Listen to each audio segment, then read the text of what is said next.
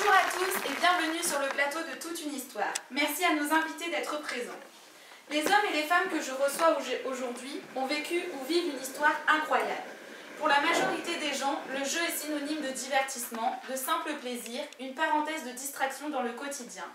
Pour d'autres, le jeu rime avec addiction et devient un véritable enfer pour les victimes ainsi que pour leurs proches. Le jeu d'argent, ma descente aux enfers, c'est le thème de Toute une histoire aujourd'hui et nous allons commencer cette émission avec une personne anonyme. Bonjour. Bonjour. Nous avons intitulé cette émission « Le jeu, ma descente aux enfers ». Qu'est-ce que vous pensez de ce titre ? Je trouve que ça correspond à mon histoire. D'accord. Alors, quelle est votre histoire ? Racontez-nous. Donc j'ai 25 ans. Je suis addict au poker. Donc je joue beaucoup, surtout sur internet. Je gagne de l'argent, surtout au Game Cash. Et je fais aussi des tournois de poker. Là, en fait, j'ai fini actuellement mes études de gestion en librairie, mais je me sens pas capable actuellement d'être autonome dans un métier. Donc je continue des cours de journalisme en fait, pour me perfectionner. D'accord. Et dès que j'ai un moment, je joue toujours au poker. Et là, j'ai commencé avec des amis à aller jouer dans des casinos. D'accord. Vous étiez déjà rentré dans un casino auparavant ? Auparavant, jamais. Parce que pour moi, je pensais que c'était un lieu pour les riches, les gens aisés. Et en fait, je me suis rendu compte que pas du tout. C'est vraiment à la portée de tout le monde. Donc ce soir-là, du coup, je me suis retrouvée avec plusieurs personnes autour d'une table pour jouer au poker.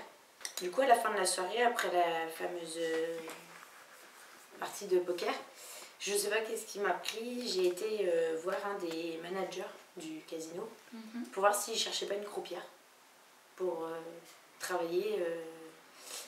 Et il m'a alors expliqué qu'il y avait une formation. D'accord.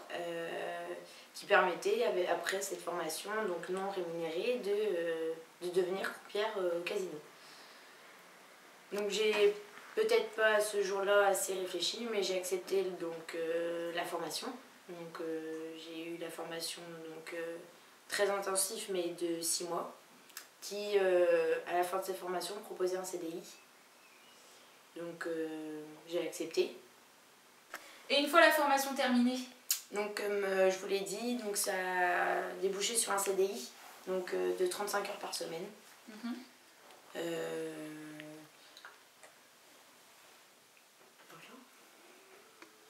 Jusqu'à combien vous avez pu perdre au final ? J'ai perdu des grosses sommes allant jusqu'aux 700 €. Donc comme je vous l'ai dit, pendant un moment j'ai eu une période où j'avais pas de rémunération. Donc c'était difficile pour les fins de mois. Sachant que mon compagnon joue également aussi au jeu. Donc voilà, des fins de mois difficiles. Et aujourd'hui, vous en êtes où ? Aujourd'hui, du coup, si je viens témoigner aujourd'hui, c'est surtout parce que malgré que j'ai un emploi dans les casinos, je suis toujours accro. Ça m'a pas permis de me rendre compte que c'est une maladie et que j'en vois beaucoup d'addicts en face de moi, mais que je me rends pas compte que je suis pareil qu'eux. Après, du coup, j'essaye de me restreindre de 20-30 € par-ci, par-là, mais bon, voilà, je vais chercher la carte bancaire et puis je continue à jouer des grosses sommes, et avec mon compagnon aussi, donc D'accord. Fin de mois sont difficiles. D'accord. Et Maître Yoda, qu'est-ce que vous pouvez en dire sur cette addiction au jeu qui est quand même terrible ? Quand Maître Yoda parlera, le silence tu respecteras. L'aspect divertissant des jeux d'argent, ou le fait qu'ils puissent constituer pour une petite minorité d'entre des joueurs une source de revenus substantielle, ne doit pas faire oublier que tous ces jeux sont soumis à la loi. Alors quelle loi, me direz-vous, Sophie? Eh bien, je vais vous répondre, c'est la loi de 2010, du 12 mai pour être précis. Cette loi, en fait, avant cette loi, en France, la situation était très claire, limpide, transparente même. Effectivement, nous n'avions en France que 3 opérateurs principaux. Tout d'abord, la Française des Jeux, qui avait le monopole pour les jeux de tirage et de grattage, le PMU, qui avait le monopole pour les paris hippiques, et puis quelques casinos terrestres dûment autorisés par l'État. Les textes interdisaient formellement aux Français de se rendre sur Internet, sur les sites étrangers, pour réaliser des paris sportifs, mais en pratique, ceux qui s'y risquaient évitaient les poursuites, les sanctions étaient quasiment inexistantes. Mais cette situation ne convenait pas du tout à l'Union européenne, qui a fait pression sur la France pour qu'elle modifie sa législation et qu'elle ouvre un peu son marché que l'Union européenne trouvait trop restreint. Donc le législateur a pondu la loi du 12 mai 2010, et cette loi crée l'ARJEL, qui est une autorité administrative indépendante, qui va en fait s'occuper de gérer les jeux d'argent en France. Donc c'est cette autorité administrative indépendante qui va donner aux opérateurs leur licence pour justement organiser ces jeux d'argent. Autre point apporté par la loi, c'est donc que désormais le PMU et la Française des Jeux perdent leur monopole sur Internet. Ils le conservent chez les buralistes. D'autres opérateurs font leur apparition, comme Winamax, Barrière Poker ou encore bwin, qui étaient formellement interdits en France avant et qui désormais peuvent organiser des jeux d'argent. Et les cercles de jeux peuvent également organiser des jeux de poker, ce qui était également formellement interdit avant. Le seul interdit qui persiste, c'est le casino en ligne, qui reste donc interdit à ce jour en France. Alors le législateur a essayé de contrebalancer en proposant des mesures de prévention et de protection, notamment des mineurs. Donc ainsi, l'article 5 de la loi précise que les opérateurs doivent faire obstacle à la participation de mineurs, même émancipés, aux activités de jeu qu'ils proposent. En matière de prévention, la loi aussi impose aux opérateurs de fournir un numéro vert qui est géré par l'INPES, l'Institut national de prévention et d'éducation de la santé. Et donc ce numéro vert doit permettre aux joueurs addictifs ou pathologiques de se confier et de pouvoir appeler. Donc en permanence, ce numéro doit leur être proposé. La loi impose aussi aux opérateurs de jeux et de paris en ligne de faire obstacle à la participation à leur jeu de toute personne qui a déjà été interdite par un autre opérateur ou une personne qui s'est volontairement interdite, puisque c'est aussi une des nouveautés de cette loi 2010 qui permet aux joueurs addictifs ou pathologiques de s'auto-interdire le jeu. Enfin, dernière mesure de prévention mise en place par la loi, l'opérateur doit transmettre à l'ARJEL, donc cette haute autorité administrative qui gère les jeux d'argent en France, les opérateurs doivent lui transmettre un rapport annuel sur les actions de prévention et donc les actions menées pour promouvoir le jeu responsable et lutter contre l'addiction et les risques du jeu excessif et pathologique. Voilà, la parole est à Sophie Laprès. Nous continuons notre émission avec notre deuxième invitée, Françoise Desjeux. Bonjour Françoise. Bonjour. Racontez-nous votre histoire. Que s'est-il passé? Donc, je me présente, j'ai 35 ans, je suis maman de 2 enfants. Mon mari est un joueur compulsif de PMU. Ça a commencé il y a maintenant plus de 10 ans. Et donc au début, il jouait simplement le week-end. Et maintenant, c'est de pire en pire. Ça devient tous les jours, toute la semaine. D'accord. Et aujourd'hui, et vos enfants, comment réagissent-ils? Mes enfants ne supportent plus leur père. Il est tout le temps en train de leur piquer l'argent pour leurs anniversaires, pour Noël, tout le temps. Dès qu'il voit une pièce de 2 € qui traîne, il la prend et il va jouer tout de suite. D'accord. Je sens que c'est un témoignage difficile pour vous. Qu'est-ce qui vous attache aujourd'hui? Je tiens seulement par rapport à mes enfants. Ce sont eux ma force et s'ils n'étaient pas là, je serais partie déjà depuis longtemps. D'accord. Et les conséquences? Ses conséquences principales, c'était principalement sur son caractère. Il a énormément changé. Merci. Il cherchait de l'argent par tous les moyens. Il devenait insupportable, c'était pas vivable. Il a contracté plusieurs crédits, on ne peut plus payer les factures ni le loyer, on est complètement surendetté. Et s'est-il fait aider? Oui, alors il a vu un psychologue il y a 3 ans. Il a fait 4 séances et ça a franchement changé notre vie. Mais après ça, il a replongé au bout de 3 mois et maintenant c'est catastrophique, c'est encore pire. D'accord. Merci Françoise Desjeux. Alors, et docteur Maboul, qu'en pensez-vous?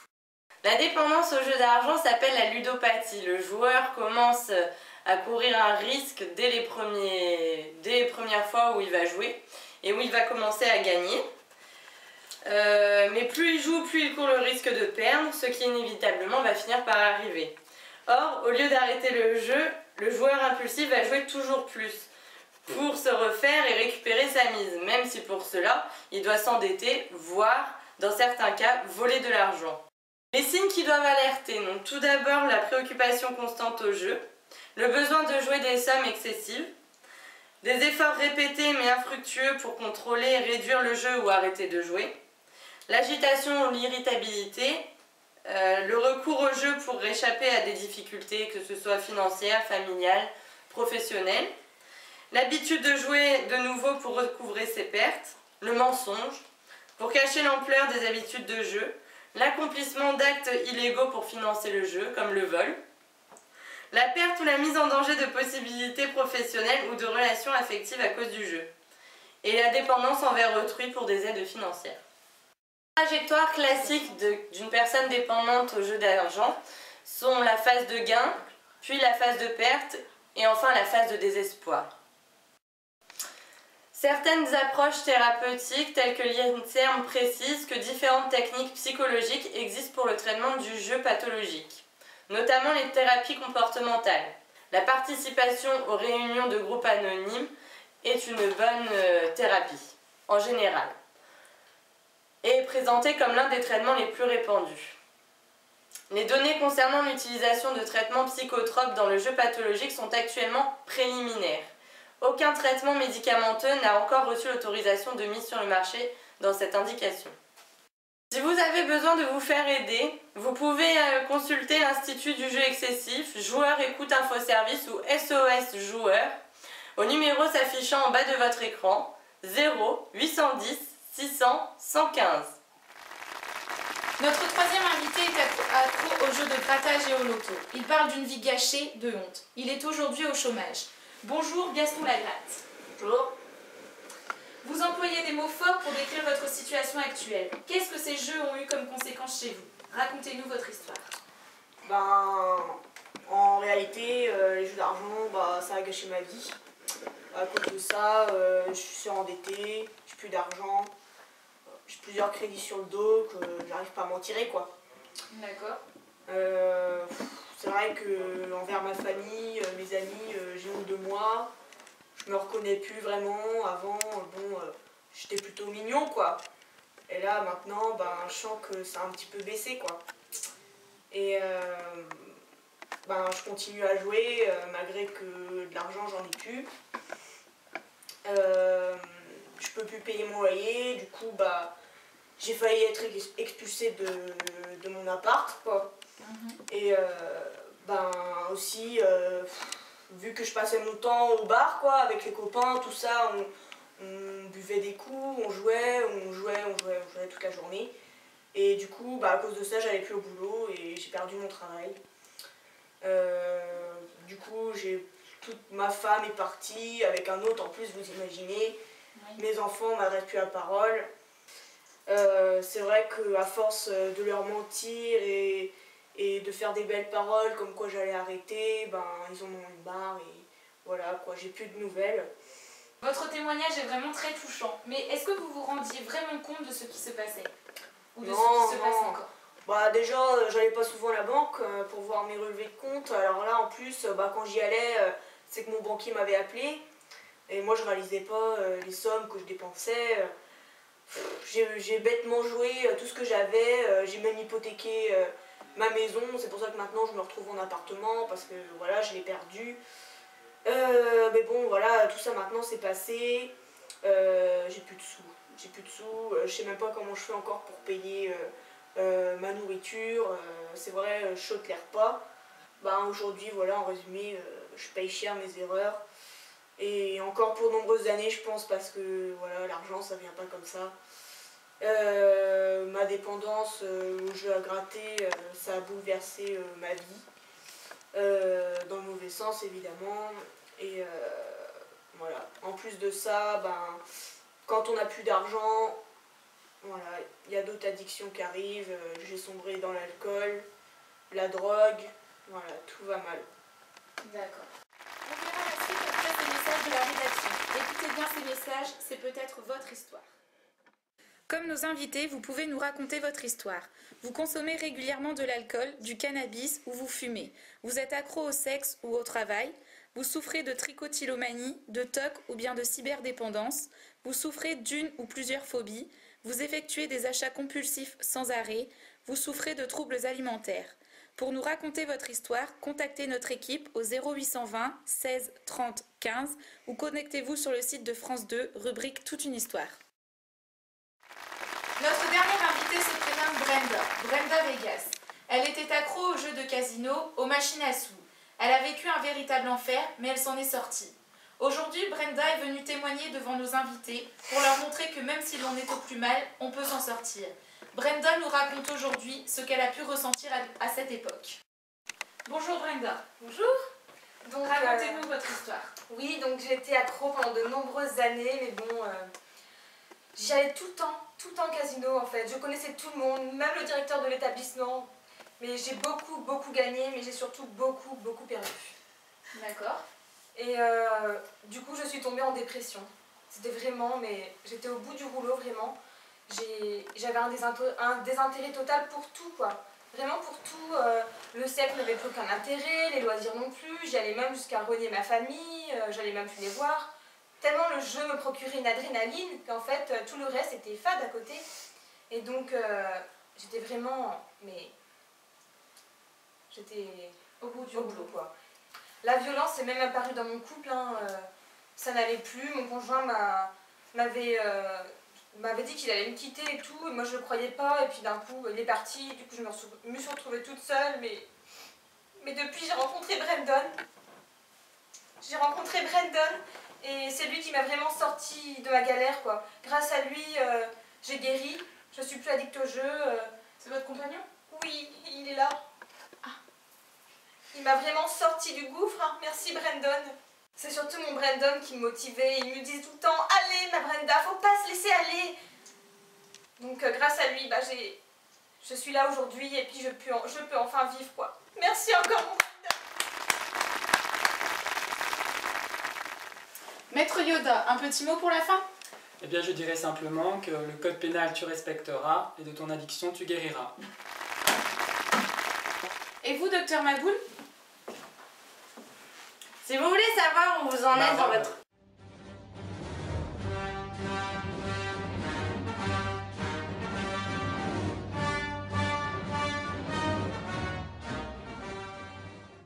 dans votre dépendance au jeu, savoir où vous en êtes à ce niveau-là. Vous pouvez retrouver ce prospectus chez votre médecin traitant, dans les pharmacies ou les points de vente PMU. Eh bien, nous vous suivons tous dans cette aventure. Et si vous aussi, vous avez envie de partager votre expérience, nous serions ravis de vous accueillir prochainement sur notre plateau pour découvrir votre histoire. Mais d'ici là, gardez bien en tête la devise de Toute une histoire. La vie a un début et une fin. Pour le reste, c'est ce que vous en faites. Merci.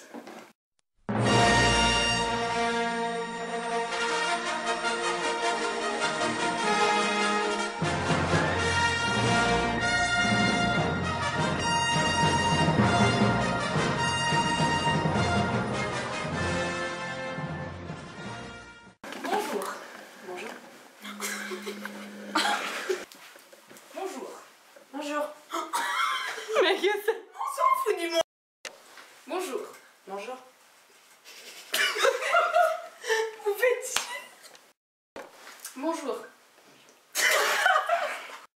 Bonjour.